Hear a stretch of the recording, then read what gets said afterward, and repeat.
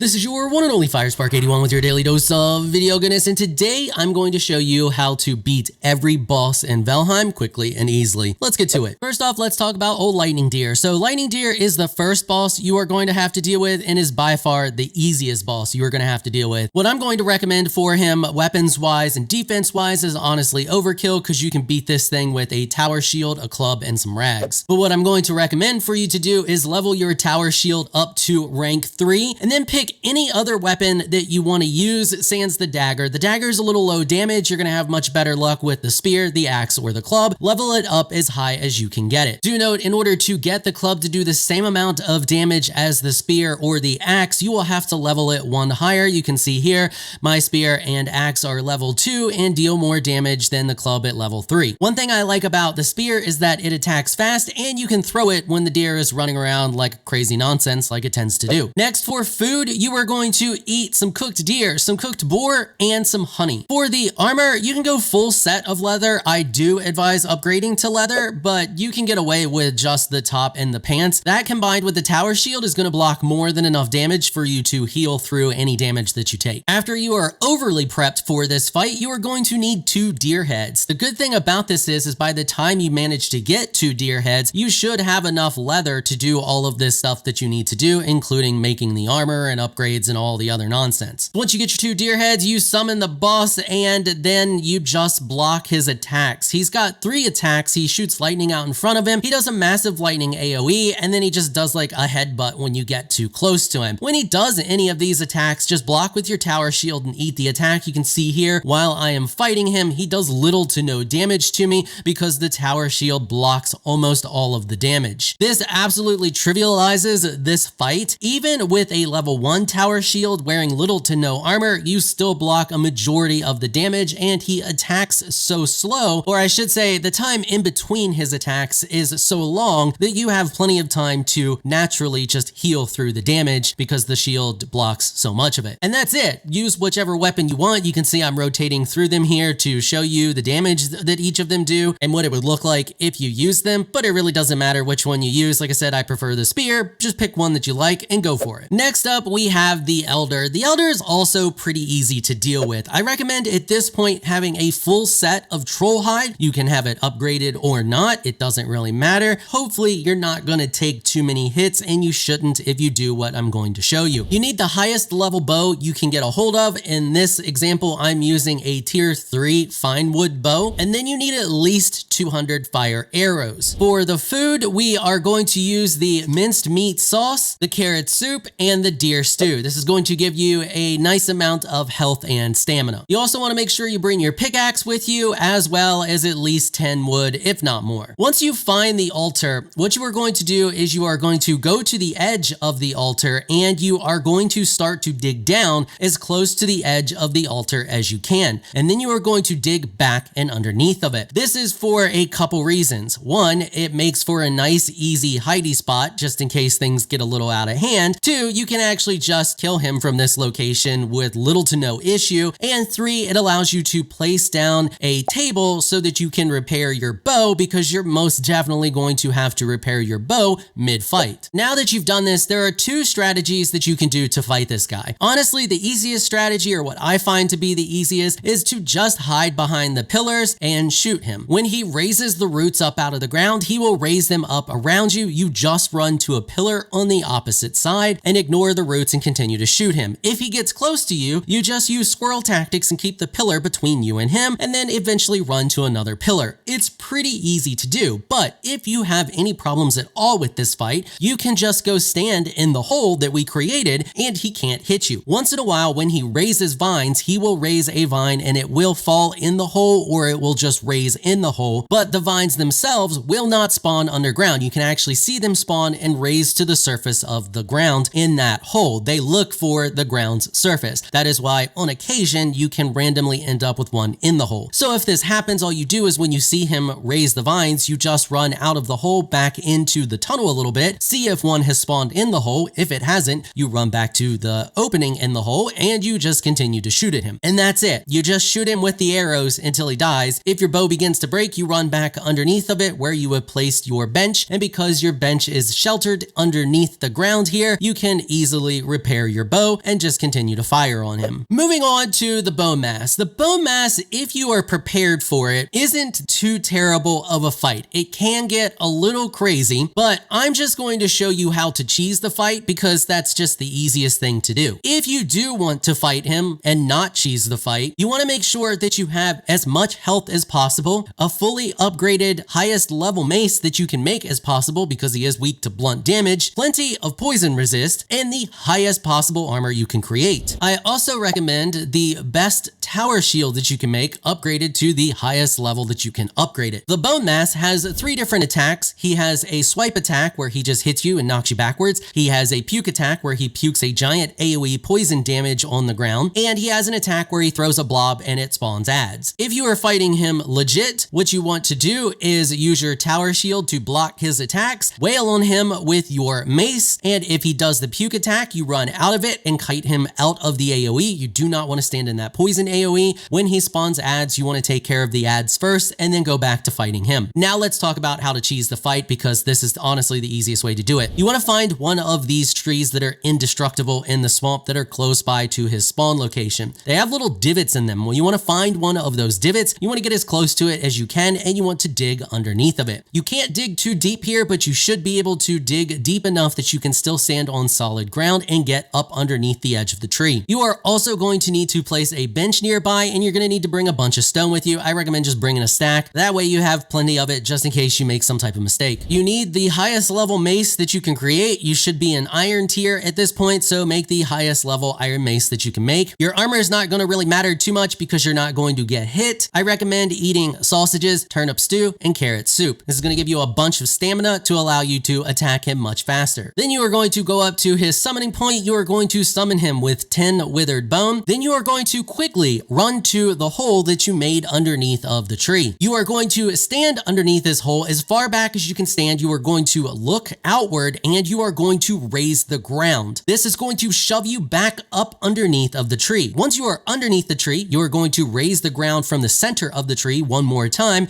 and then you are going to flatten it. This is because those little sloped areas underneath the tree can accidentally kick you out of the tree and cause problems. So we want to raise ourselves up over top of them. At this point, the Bonemass should have spotted you and be headed over to the tree. Now, 99.9% of the time, this should work flawlessly. He should not be able to attack you, and it should just completely shut down his AI. However, during my testing of this to make sure that this still works, there was one occasion where he did attack through the tree. So he can swing and attack you through the tree. He can also vomit nearby, and that will poison you, damage you, and in most cases kill you if you continue to stand in it. However, his adds won't be able to hit you, but if he does any of these things like vomit or throw adds, he's most definitely going to also hit you inside the tree. So on his way to you, if he stops and he throws any adds, then that means this went bad and you're going to have to fight him legit. You should probably just abort the fight. However, if he does not do any attacks or anything and he just wanders up to the tree, that means he is shut down. At this point, you just attack him inside the tree. You do need to hold the back button when you are attacking because as you attack, you move forward and you don't want to move forward out of the tree. You want to hold the same spot. You won't always see him inside the tree. It doesn't matter. He has a big hitbox, so you should be able to attack him even when you don't see him clipping inside the tree. And that's it. You just attack him until he's dead. Super easy. Moving on to the Dragon Queen herself, 𝐾𝐽dr. 𝐾𝐽dr is not necessarily a hard boss to fight. What makes 𝐾𝐽dr difficult is when she summons adds, and apparently at some point they made it so that she could summon golems. As far as I know, this used to not be a thing. Now it makes the fight relatively rough. I'm going to show you how to cheese this fight, and I'm also going to show you how to fight the fight legit and how to deal with the golems. So for this fight, whether you decide to cheese it or to fight it legit, I highly advise wearing some decent armor. In this fight, I'm going to show you what it looks like if you're only wearing level 2 iron armor, but ideally you would want some upgraded silver armor, or at least the base silver armor. And of course, you want to be wearing the wolf cape so that you can deal with the cold. I also recommend bringing some frost resistance mead and drinking one of those before you start the fight, as this will further reduce the frost damage that you take. For the food, we want to go health heavy so that we can take hits from 𝐾𝐽dr. Whether we're fighting this legit or not, I advise going health heavy regardless. So for this fight, we're going to use sausages, black soup, and turnip stew. For the weapons, you want 2 of the Fang Spear upgraded at least to tier 2, and I think that's as high as you can get them at this level. If you can't get a hold of enough resources to get a hold of 2 Fang Spears, or you just don't feel like farming wolves, the Ancient Bark Spear will also work, although it does a little bit less damage, which means you're going to be in the fight a little longer. Whether you're fighting this fight legit or you're cheesing it, use the spear. It attacks quick, which makes short work of her because she has a ton of HP. It allows you to return to a blocking stance much faster, and you can throw it if you need to throw it when you are getting attacked by drakes, because she can call in drakes, and it makes it handy for fighting those. For the shield, you want to use the highest tier, highest level tower shield that you can make. Now this does slow us down considerably. However, the thing is, this makes us insanely tanky. It blocks a ton of the damage. All right, so let's talk about cheesing her. Cheesing her is pretty easy. We're using the same clip inside of the mesh tactic that we've used for other fights, although this one is a little trickier. It's easier to get into the mesh, but after you get into the mesh, it's a little trickier. So what you want to do is you want to dig down beside of her boss stone as close as you can. Hers is shaped a little bit different. It has a flare on the outside of it, so you want to dig alongside that until you get below it, and then you want to dig into the center pillar. You want to stay as close to this center pillar as you can for 2 reasons. One, it digs out the ground that is inside this pillar, allowing you to slip inside the mesh. The other one is it puts more pressure against your character, allowing you to shove your character into the mesh much easier when you start to raise the ground in front of you. So obviously you're going to need to bring some stone with you to this fight and place a workbench somewhere above you. Once you have dug down next to it and you have a very small corridor like you see on the screen, you go back up and you summon her. Now, unlike the other boss fights where we do this trick, this one you don't really have to rush. She can't attack you when you are down underneath of this because you're underneath her stone, and she doesn't have any attacks that can hit you, so you can take your time here. So once you summon her, you jump back down in the hole and you are going to put your back against the pillar and you are going to begin to raise the ground. And you want to be sure that you raise to the side of you where it is open and in front of you, back and forth alternating, and this will shove you inside of her pillar. Now once you are in here, you have to do a little bit more groundwork. As you can see, the ground goes all the way up to the top,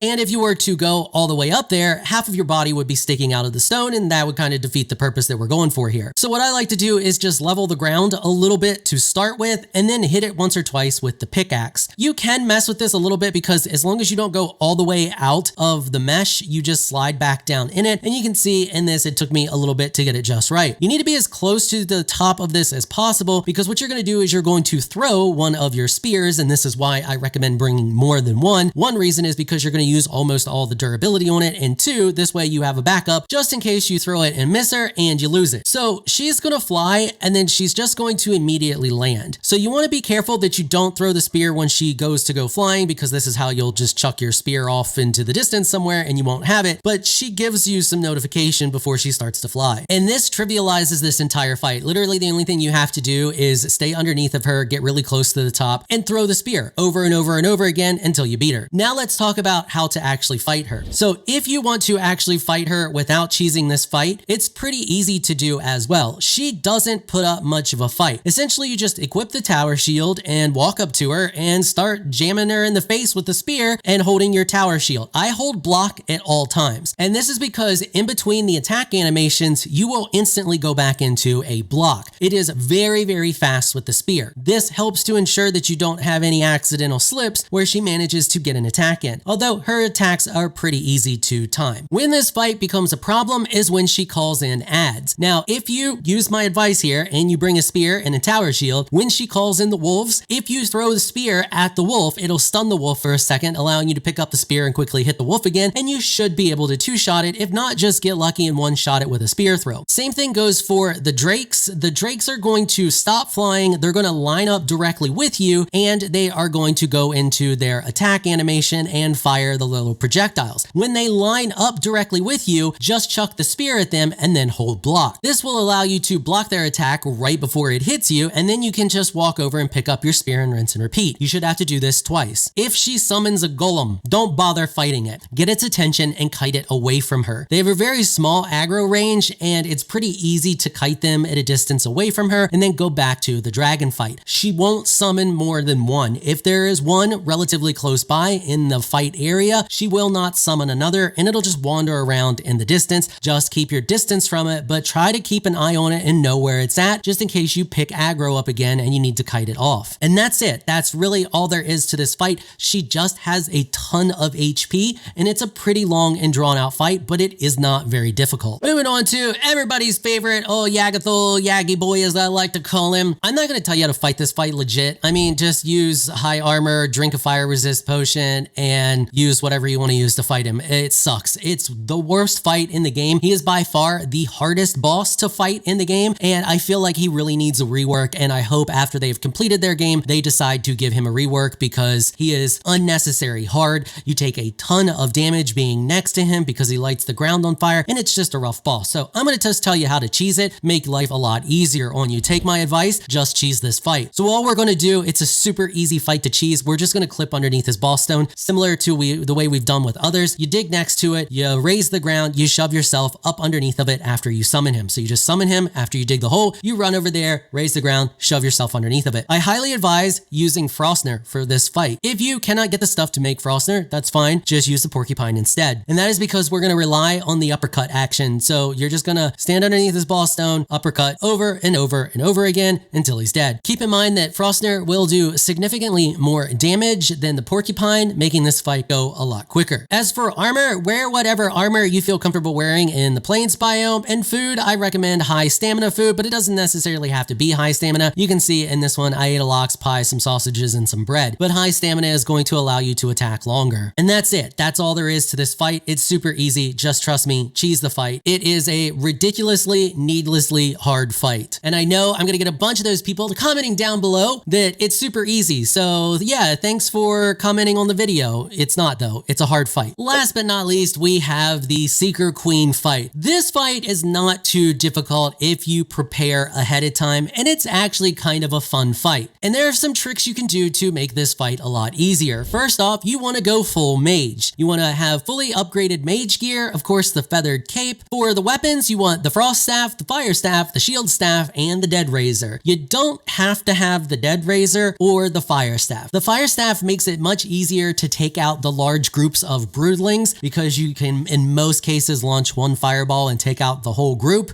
Although it is not necessary, the frost staff will do the same thing. You just tap it and shoot one individual one at a time in order to save your mana. The dead razor is also not necessary, but it is super handy because the skeletons run interference for you and can do things like kill the little broodlings so that you're not even worrying about them. You definitely want the shield staff. The shield staff is absolutely busted and OP in this game. So make sure you have it because you can not only shield yourself, you can also shield your skeletons. And the frost staff makes short work of the queen. For the mage foods, I would do the pudding as well as the seeker aspect and then a mist hair supreme. This is going to give you a decent amount of health and plenty of mana to work with. I also recommend bringing some stone and a full stack of wood, and this is so that we can place campfires in here. This whole area is considered shelter. Having shelter and a campfire nearby will give you increased mana regen as well as increased health regen. Considering that 2 of these things are blood magic related, having the increased health regen is super handy and makes it so that you don't even really need to bring any health pots with you. However, health pots may be a good idea, just in case. You never know when things are going to get a little hairy. As soon as you walk in the door, place a campfire in the corner, summon 2 skeletons, bubble yourself and the skeletons, then wait for your health to regen as well as your mana. Next, you want to head up to the top and find the queen.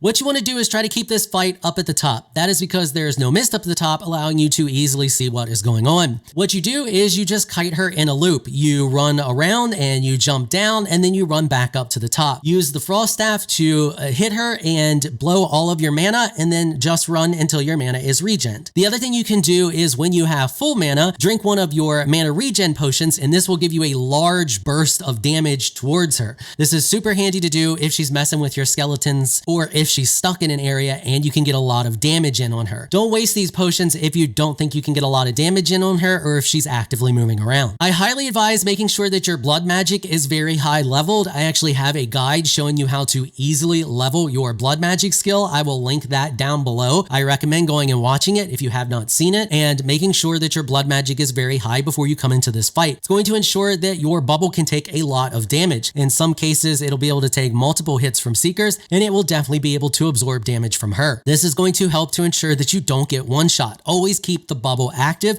Keeping that bubble up should be your main priority, with your second most priority putting damage on her. She summons adds, but she can only summon so many adds. If you're going in and doing this solo, the most that she will ever summon is 2 of the seekers, and then I don't know, a bunch of the broodlings. and she summons large groups of them, but if you don't kill them, she won't summon more, but the broodlings get relatively annoying, and they're a little bit harder to deal with for ignoring them than the seekers are. The seekers can be somewhat ignored, or you can take them out relatively quickly with the frost staff. And that is pretty much all there is to this fight. I actually enjoy this fight. I find it relatively fun. It's just hard enough, but not overly hard, and basically just pretty well balanced in my opinion. But 100% do this fight as a mage. It makes this fight so much easier. All right, and that's pretty much it for this video. Hopefully you found this video helpful and informational. If you did, consider hitting the subscribe button and notification bell so you can get notified when I upload other videos. And if you're looking for some more Valheim content, you can find a link to another one of my videos on the screen right now. I want to give an absolute massive shout out and thank you to all of my channel supporters for helping to keep these videos sponsor free. You all are absolutely amazing people. If you would like to become an official channel supporter, check out the links in the description below. If you enjoyed this video, please leave a comment down below. Let me know what you thought. If you're shy, you don't like to comment, just hit that thumbs up button and share your support. Until next time, thanks for watching.